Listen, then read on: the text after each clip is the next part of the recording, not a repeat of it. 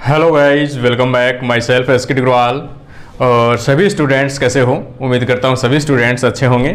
तो आज अपन एक न्यू टॉपिक के बारे में बात करेंगे। खास तौर से देखो, जैसे कि आप लोग बोर्ड पे देख रहे हो CSIR नेट जून एग्ज़ाम 2023। तो आज अपन बात करने वाले हैं CSIR नेट से रिलेटेड कि CSIR नेट की जो एग्ज़ाम होने वाली है उससे रणनीति या फिर अपन कहें स्ट्रेटजी, कैसे अपन क्या करें अब लास्ट टाइम पे, क्योंकि अब आपकी जो एग्ज़ाम है वो जून के अंदर जो 6 से या 8 से स्टार्ट होने वाली है। ठीक है, तो ये जो एग्ज़ाम है 6 से लेकर 9 के आसपास में बीच में जो एग्ज़ाम आपकी आने वाली है CSIR नेट की, तो आज जो तारीख है वो कितनी है? 29 तारीख हो चुकी है, 29 मई हो चुकी है। इसका मतलब यहां पर आपके पास अप्रोक्स जो है वो लास्ट में कितने दिन बचे हैं? अब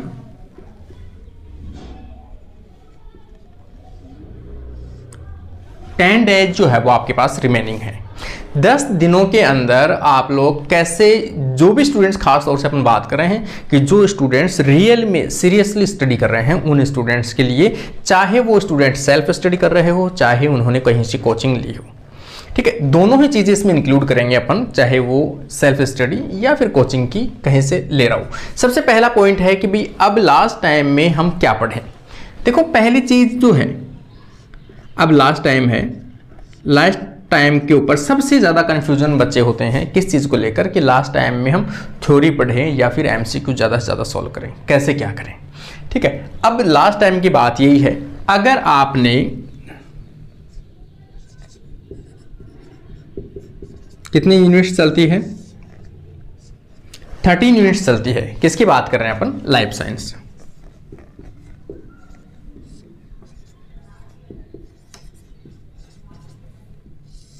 लाइफ साइंस में कितनी यूनिट चलती है? 13 यूनिट चलती है। 13 यूनिट में से हो सकता है सभी स्टूडेंट्स, देखो अलग अलग वेरी करते हैं, कुछ स्टूडेंट्स ने हो सकता है इसमें से 12 यूनिट्स तैयार की है, किसी स्टूडेंट ने हो सकता है 10 यूनिट्स तैयार की है, कुछ स्टूडेंट्स ने हो सकता है 8 यूनिट और कुछ स्टूडेंट ने 6 यूनिट्स। इतनी यूनिट्स सभी स्टूडेंट्स ने तैयार की होगी। ठीक है, इनमें से सबसे इंपॉर्टेंट है कि भाई जिन लोगों ने यूनिट 10 और 12 के बीच में जिन्होंने स्टडी की है, जिनकी यूनिट 12 से 10 या 12 के बीच में तैयार है, जिन्होंने अच्छे से पढ़ा है, उनका लास्ट टाइम में सबसे बड़ा तो ये है कि अब आपने जितनी भी थ्योरी, जितनी भी चीज़ें पढ़ी है उसको हो सके तो सबसे ज़्यादा तो इम्पोर्टेंट ये है कि प्रत्येक यूनिट जो है, अब आपके सामने जो भी यूनिट्स हैं, प्रत्येक यूनिट के MCQ जो है वो साथ साथ देखना स्टार्ट आप कर दो, क्योंकि लास्ट टाइम 10 दिन बचे हैं आपके पास। 10 दिन में आप 10 दिन को 2 पार्ट्स में डिवाइड कर लो। सबसे पहले तो आप लोग MCQ सोल्व करो। दूसरी चीज, जिन MCQ में डाउट है,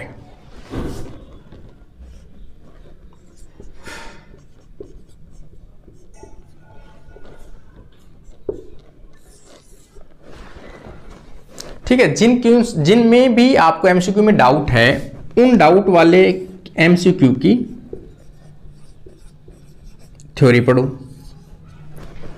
ठीक है, अगर आप कंप्लीट थ्योरी पढ़ते रहोगे और MCQ के द्वारा अगर खुद को आप एनालिसिस नहीं करोगे, सबसे जरूरी है सेल्फ एनालिसिस। और सेल्फ एनालिसिस कहां से आएगा भाई? आपके MCQ में भी कौन से MCQ? प्रीवियस ईयर,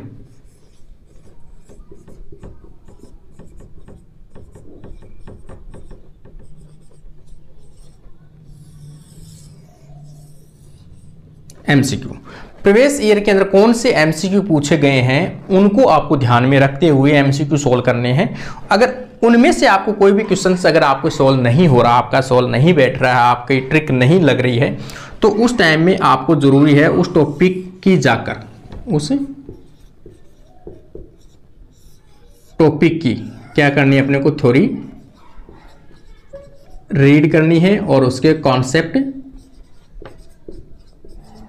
क्लियर करने हैं। ठीक है, उसके कॉन्सेप्ट है वो क्लियर करने हैं।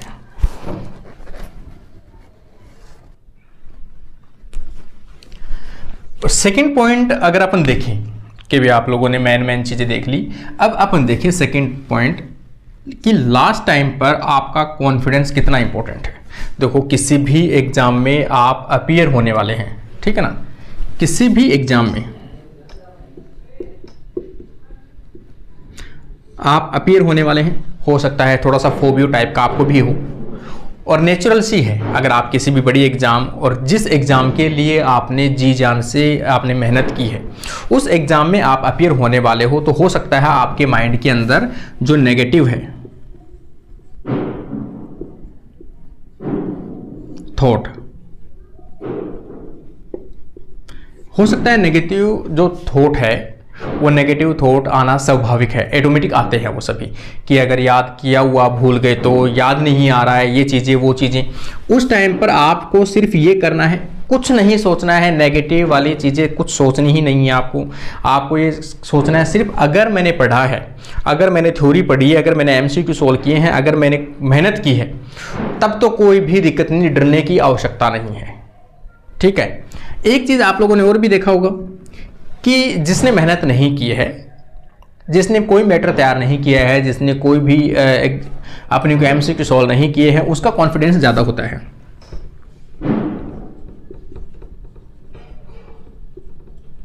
क्यों होता है? क्योंकि उसको किसी चीज़ की टेंशन ही नहीं है, क्योंकि वो सोच ही नहीं पा रहा है क्या है क्या नहीं है, क्योंकि उसके लिए तो सब बराबर है। लेकिन जिस व्यक्ति में पहले से उसने मेहनत की है, तभी तो उसको ऐसी प्रॉब्लम हो रही है कि वो चीज़ याद नहीं आ रही है, वो चीज़ कौन सी है, वो चीज़ क्या है, वो थ्योरी कौन सी है, वो एमसीक्यू कैसे सोल्व होगा, सेल सिग्नलिंग कौन सी है, उसमें कौन से सेल सिग्नलिंग है, कौन से इम्यूनोलॉजी के कौन से टॉपिक्स हैं, एमएचसी मॉलिक्यूल कहाँ बाइंड होगा, टीएचसी सेल कौन सी क्या है, वो सभी चीज़ें उसी के माइंड में आएगी जिसने पहले से मेहनत की है। इसलिए हो सकता है कॉन्फिडेंस उसी का डाउन आता है जिसने मेहनत की है। लेकिन अपने कॉन्फिडेंस को मेंटेन करना है, ओवर कॉन्फिडेंस नहीं, मेंटेन करना है। ठीक है, और ये सोच के मेंटेन करना है कि जो अपन ने पढ़ा है वो याद आएगा, क्योंकि पढ़ा हुआ हो सकता है आप कई स्टूडेंट्स का कमेंट आता है कि पढ़ा हुआ एग्जैक्ट याद नहीं आता। ठीक है ना, एग्जैक्ट जो याद है वो नहीं आता है। क्यों नहीं आता? क्योंकि इतनी ज़्यादा थ्योरी है तो एग्जैक्ट तो याद पॉसिबल नहीं है। लेकिन जैसे ही आप एग्जाम हॉल में एमसीक्यू देखोगे, ऑटोमेटिक वहाँ पर याद आ जाएगा, ऑप्शन देखते ही आपको वो चीज़ें याद आ जाएगी। इसलिए उस चीज़ से तो निश्चित रहो कि लास्ट टाइम में आपको कोई भी चीज़ ऐसी क्लियर नहीं हो रही कि वो याद है या नहीं है। थ्योरी अचानक से पूछी जाए तो अचानक नहीं बता पाना, वो सभी चीज़ें आपको वहीं क्लियर होगी एग्जाम हॉल के अंदर। क्योंकि एग्जाम हॉल में माइंड का ये कहें अपन कि 80% वो चीज़ें माइंड सोचने लगता है। आपकी लाइफ में कोई भी घटना कहीं भी हुई होगी, एग्जाम में वो ऑटोमेटिक याद आती है आपकी, अगर आपका माइंड जो है वो कॉन्सेंट्रेट है तब तो। अगर अदरवाइज आपका माइंड कहीं और घूम रहा, आपने प्रिपरेशन नहीं की है, तो आपके माइंड में कोई मतलब नहीं है एग्जाम में क्या है, हॉल में क्या चल रहा है, क्या नहीं चल रहा, पेपर में क्या आया है क्या नहीं है, आप कहीं और भी सोच रहे हो, तब तो कुछ नहीं आना। लेकिन अगर आपने रियल में आपने स्टडी की है, तो मैं कह रहा हूँ आपकी लाइफ में 11th-12th से लेकर आपने कहीं भी कोई टॉपिक, कहीं टर्म आपके सामने आया होगा, अगर वो टर्म एग्जाम में आता है तो कहीं ना कहीं आपकी रिवाइज होगा। हो सकता है, मैं ये नहीं कह रहा कि आपको उसका आंसर याद हो, ठीक है ना, आंसर जरूर नहीं कि याद आई, लेकिन वो टॉपिक या वो लाइन जरूर क्लिक होगी। इसलिए अगर आपने करंट में 6 महीने या 1 साल के अंदर आपने जो पढ़ा है वो जरूर याद आता है। ठीक है ना, ये माइंड का कॉन्सेप्ट है कि हमेशा याद आता है। दूसरी चीज़ है कि कौन सी यूनिट पे फोकस करें। ठीक है, इसमें कोई विशेष यूनिट का कुछ नहीं है कि कौन सी यूनिट पे फोकस करें, सिर्फ उन्हीं यूनिट पे फोकस करना है जो यूनिट आप लोगों ने तैयार की है। ठीक है, जैसे एक तो अपन नॉर्मली बात करें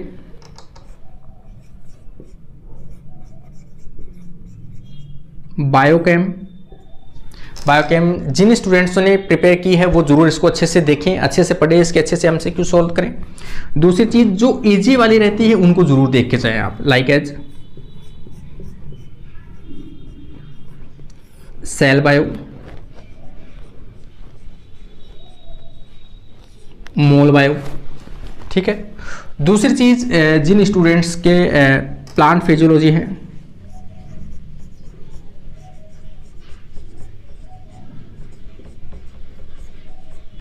एनिमल फिजियोलॉजी है,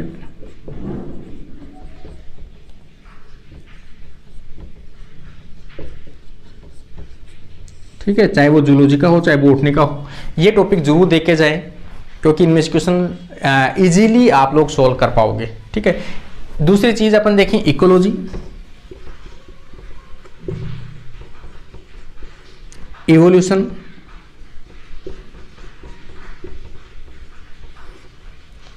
इन टॉपिक्स में से ज्यादा देख के जाना। जेनेटिक्स,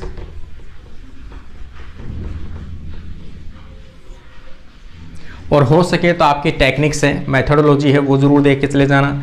जिन स्टूडेंट ने सेल सिग्नलिंग है, इम्यूनोलॉजी है वो पढ़ रखी है वो जरूर देखिए जाना भाई। डेवलपमेंट बायोलॉजी है वो देख के जाना। मेन चीज़ें हैं तो ये जो यूनिट है, बायोकेम है, सेल बायो है, mol bio, plant physiology, animal physiology, ecology, evolution और जेनेटिक्स, ये तो कॉमन यूनिट है कि सभी स्टूडेंट्स इनको तो अच्छे से देख के जाना। और जहाँ तक हो सकता है भाई, लास्ट टाइम है, मैं लास्ट बार फिर कह रहा हूँ आपको कि अभी जिन स्टूडेंट्स को सिलेक्शन की एकदम नियरेस्ट हैं, जिनको सिलेक्शन की आवश्यकता है, एकदम जिन्होंने मन और तन से अच्छे से कर रखी है मेहनत, वो सिर्फ आप लास्ट ईयर के जो MCQ है उसको सोल्व करो। MCQ में होने वाले डाउट्स को, पूरी थ्योरी पढ़ने की आवश्यकता नहीं है, MCQ में प्रॉब्लम होने वाली थ्योरी को क्लियर करें लास्ट टाइम पर। इसलिए ऐसे थ्योरी को क्लियर करें जहाँ से क्वेश्चन ज़्यादा पूछे गए हैं हर साल के अंदर, तो उन्हीं थ्योरी को ध्यान में रखते हुए आप पूरी थ्योरी ऑटोमेटिक रिवाइज हो जाएगी लगभग।